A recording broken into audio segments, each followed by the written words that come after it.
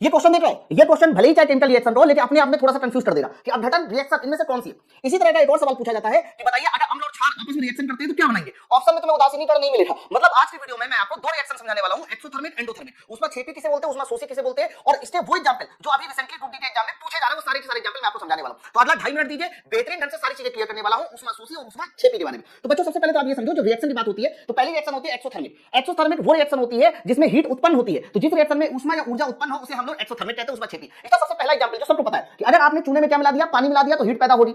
उसी तरीके से माइटोकॉन्ड्रिया, जो हमारे अंदर माइटोकॉन्ड्रिया है उसमें जो ग्लूकोज है जब वो ऑक्सीजन के साथ रिएक्शन करता है तो रिएक्शन करने के बाद ऊर्जा पैदा करता है, तो ये भी एक्सोथर्मिक हो रही। हाइड्रोकार्बन, जितने हमारे हाइड्रोकार्बन होते हैं चाहे मीथेन हो, एथेन हो, पेट्रोल, डीजल, अगर उनका हम कंबशन चाहते हैं, दहन चाहते हैं तो भी धातु में क्या पैदा होती है, हीट पैदा होती है। तो ये भी हमारा एक्सोथर्मिक एग्जांपल जाएगा। साथ साथ ये बड़ा इंपॉर्टेंट है, स्टार बना लीजिए, संयोजन अभिक्रिया। मतलब अगर ए और बी आपस में मिल रहे हैं, ए बी बना रहे हैं, तो ये भी तुम्हारा एक तरह का एक्सोथर्मिक रिएक्शन हो रही। जैसे कि नाइट्रोजन हाइड्रोजन मिलकर अमोनिया बनाया, जैसे कि हाइड्रोजन ऑक्सीजन मिलकर पानी बनाया। तो ये जितने भी ए और बी मिलकर ए बी बनाते हैं संयोजन अभिक्रिया कहलाती है, और इसमें भी हीट उत्पन्न होती है। उदासीनीकरण अभिक्रिया, अगर अम्ल और क्षार आपस में मिलते हैं तो लवण और पानी बनाते हैं, ध्यान रखना इसमें भी हीट पैदा होती है। तो ये भी एक तरह की एक्सोथर्मिक रिएक्शन होती है। अच्छा, अब दूसरा होता है एंडोथर्मिक। एंडोथर्मिक वो रिएक्शन होती है जिसमें हीट देनी पड़ती है, जैसे कि प्रकाश संश्लेषण। जब कार्बन डाइऑक्साइड पानी आपस में मिलते हैं तो ग्लूकोज और ऑक्सीजन बनाते हैं, इसमें हीट देनी पड़ती है, इसलिए हमारा ये एंडोथर्मिक है, ऊष्मा शोषी है। अपघटन, देखो संयोजन था उसमें छेपी, लेकिन अपघटन जैसे कि एबीसी है, इसको जब गर्म किया जाएगा तो ये एबीसी में अलग हो जाएगा, और जब भी कभी किसी चीज को गर्म करते हैं और टुकड़ों में अलग हो जाए तो अपघटन रिएक्शन कहलाता है, और इसमें भी हीट देनी पड़ती है, इसलिए हमारा एंडोथर्मिक रिएक्शन में जाएगा। इसके बहुत सारे एग्जांपल हो सकते हैं, जैसे कि आपने फेरस सल्फेट को गर्म कर दिया। अगर फेरस सल्फेट को गर्म किया जाता है तो ध्यान रखना इसका जो Fe2O3 है वो बन जाता है, साथ साथ SO2 बन जाता है, प्लस SO3 बन जाता है। ये रिएक्शन हमारी किसमें जाएगी,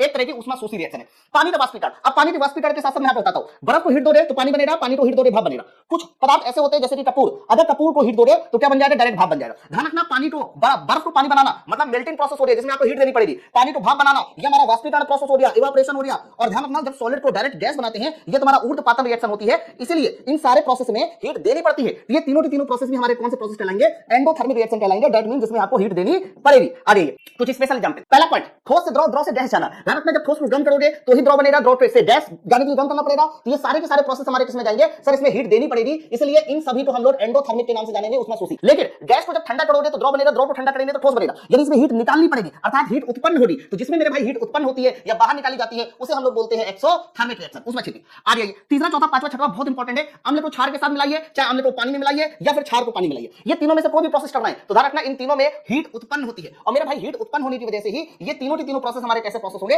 एक्सोथर्मिक होंगे, इसमें हीट उत्पन्न हो रही। जबकि अगर लवण में पानी मिलाते जैसे कि नमक और पानी घोल, तो नमक में पानी का घोल मिलाना या लवण में पानी का घोल मिलाना, इसमें ध्यान रखना जो हीट होती है वो उत्पन्न नहीं होती, हीट जो है वो एब्जॉर्ब होती है। तो ध्यान रखना इसमें जो है ये कौन सी प्रोसेस हो जाएगी, इसको हम एंडोथर्मिक कहेंगे, अर्थात ऊष्मा शोषी कहेंगे। तो ऊष्मा छेपी और ऊष्मा शोषी के सारे एग्जांपल याद होने चाहिए। इस बार ग्रुप डी पेपर में बहुत ज्यादा एग्जांपल पूछे जा रहे हैं। कैसे लगा कॉन्सेप्ट, नीचे मुझे कमेंट सेक्शन में जरूर बताएं।